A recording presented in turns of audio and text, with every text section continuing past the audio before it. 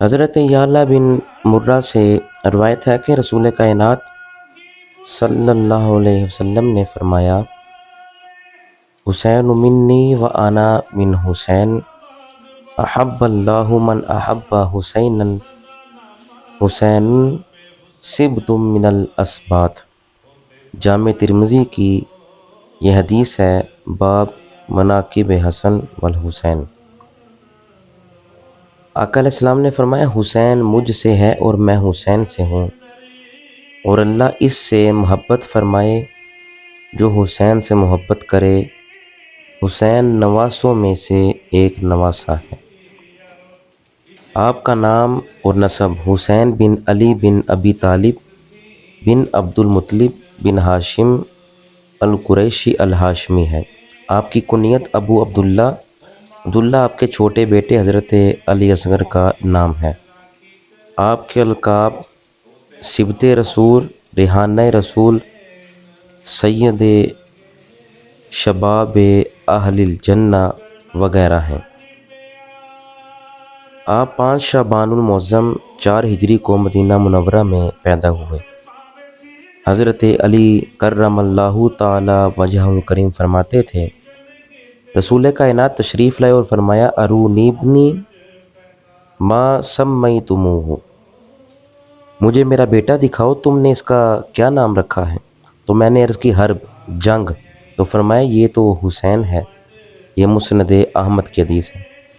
حضور نے حضرت ہارون کے بیٹے شبیر کے نام پر عربی میں حسین نام رکھا۔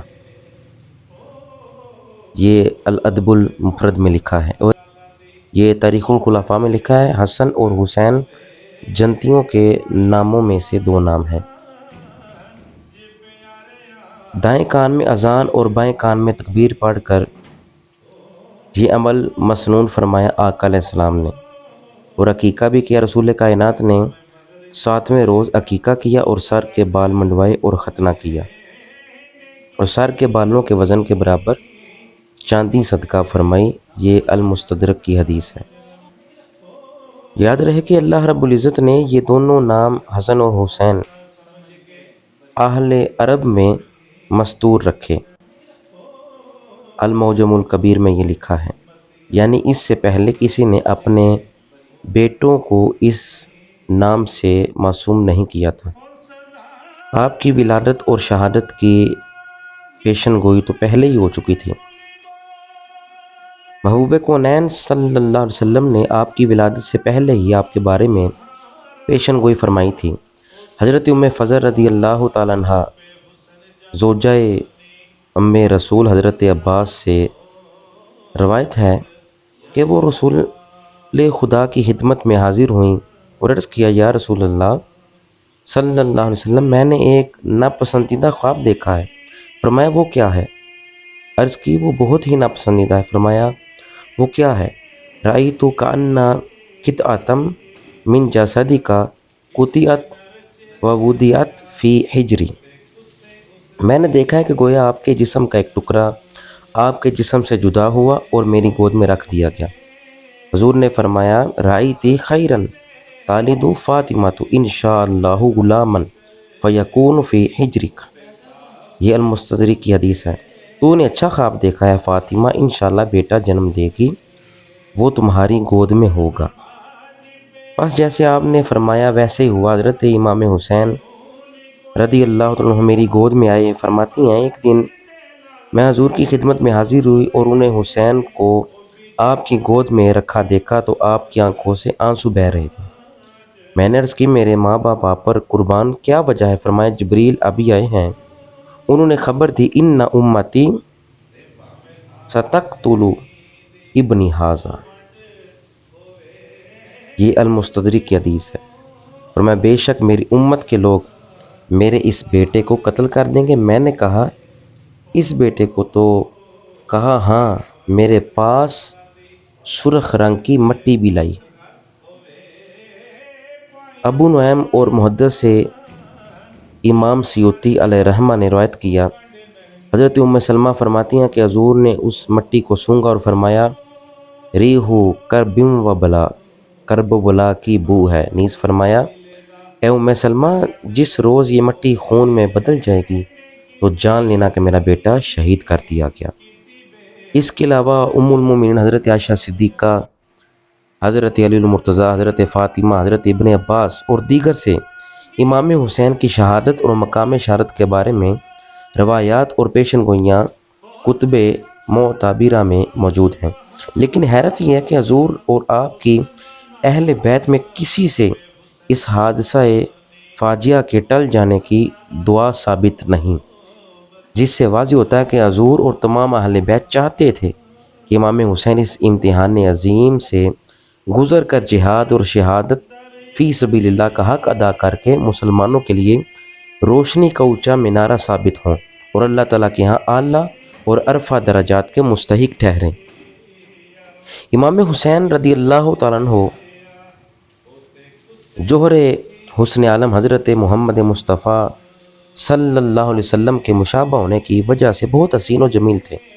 حضرت علی کرم اللہ تعالی وجہ الکریم فرماتے ہیں، الحسن اشبہ برسول اللہ صلی اللہ علیہ وسلم ما بین صدری الی الراس، والحسین اشبہ برسول اللہ صلی اللہ علیہ وسلم ما کان اسفل من ذالک۔ یہ جامع ترمذی کی حدیث ہے۔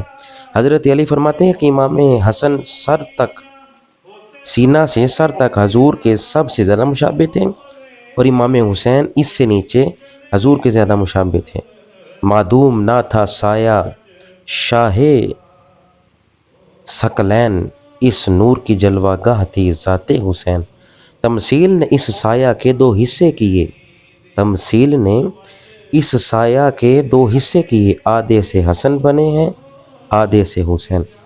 حضرت علی روایت کرتے ہیں کہ حضور نے امام حسن اور امام حسین کا ہاتھ پکڑا اور فرمایا، من احبنی و احب حازینی و اباہما و امہما کان معی فی درجتی یوم القیامہ۔ یہ جامع ترمذی کی حدیث ہے۔ حضرت علی فرماتے ہیں کہ سرکار نے فرمایا، جو مجھ سے محبت کرے اور ان دونوں سے اور ان کے باپ اور ان کی ماں سے محبت کرے، وہ قیامت کے دن میرے درجے میں میرے ساتھ ہوگا۔ حضرت ابو ہریرہ روایت کرتے ہیں کہ حضور نے ایک دن امام حسن اور امام حسین کو کندھوں پر بٹھا کر تو آپ مسجد نبوی شریف میں تشریف لائے اور فرمایا، من احبہما فقد احبانی ومن ابغضہما فقد ابغضنی۔ یہ مسند احمد کی حدیث ہے۔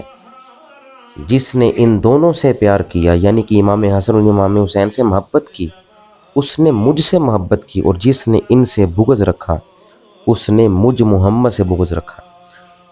حضور نے تو ان کے متعلق فرمایا، الحسن والحسین سیدا شباب اہل الجنہ۔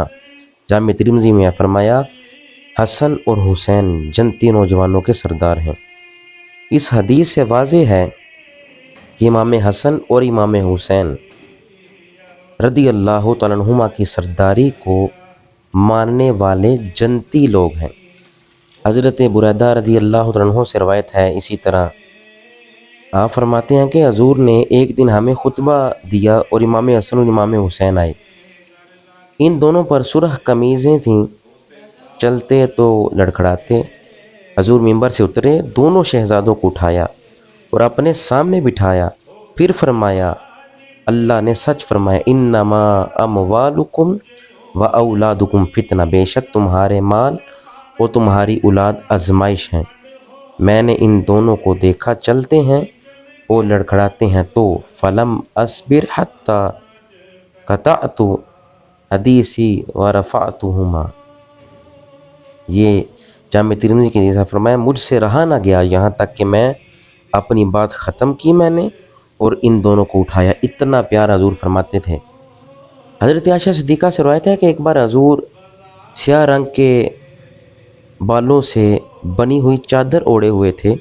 امام حسن آئے تو انہوں نے چادر میں داخل فرما لیا، پھر امام حسین آئے تو انہیں بھی داخل فرما لیا، پھر حضرت فاطمہ آئیں، انہیں بھی چادر میں داخل فرما لیا، پھر مولا علی آئے، انہیں بھی چادر میں داخل فرمایا۔ یہ صحیح مسلم کی حدیث ہے۔ حضرت عائشہ کہتی ہیں، جب چادر میں داخل فرمایا تو پھر کیا فرمایا، انما یرید اللہ لیذھب عنکم الرجس اہل البیت ویطہرکم تطہیرا۔ آپ یہ آیت سنتے رہتے ہیں علماء سے، اللہ یہی ارادہ فرماتا ہے کہ تم سے پلیتی کو دور کرے۔ عزیزان من توجہ کیجئے، اللہ یہی ارادہ فرماتا ہے تم سے پلیتی کو دور کرے، اے اہل بیت، اور تم کو خوب پاک فرمائے۔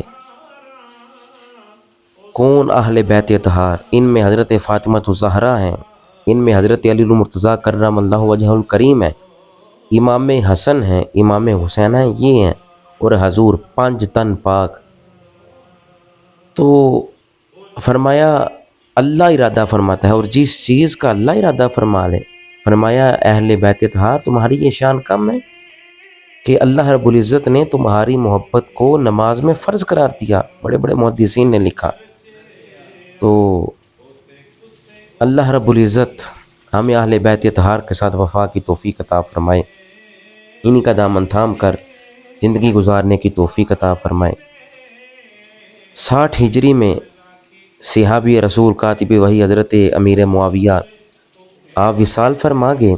ان کے بعد ان کا بیٹا یزید تخت نشین ہوا، تو گورنر مدینہ ولید بن عقبہ نے حضرت امام حسین سے یزید کی بیعت یعنی کہ یزید کی حکومت کی تائید کرنے کا مطالبہ کیا، تو آپ نے یزید کے فسق و فجور کی بنیاد پر اس بیعت سے صاف صاف انکار کر دیا۔